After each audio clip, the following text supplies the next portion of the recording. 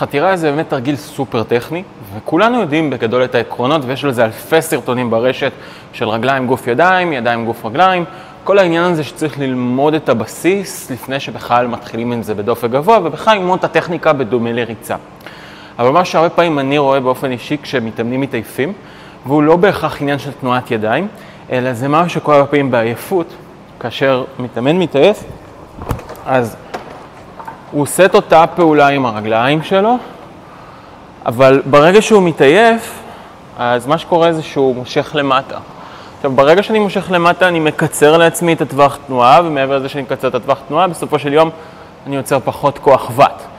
אז כדי ללמד את אותם המתאמנים גם בתנאי עייפות, למשוך בקו ישר, ואז להפיק יותר כוח, אני הרבה פעמים אומר להם לעבוד עם טייפ.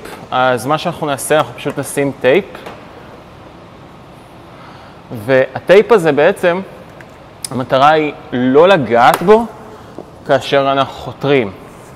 ואז הרבה פעמים אני אתן למתאמנים שלי לעשות אינטרוולים, כאלה שאני יודע שהם מתעייפים דווקא בעייפות, ואז הטכניקה שלהם נפגמת, אז בכל פעם שהם מורידים, אז הם ידעו שהם צריכים דווקא לשלוח כלפי מעלה, ואז בעצם הם ישלטו בחתירה שלהם גם בצורה שהדופק יחסית גבוה.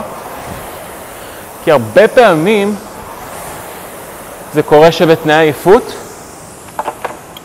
אנחנו שוכחים את הדבר הזה.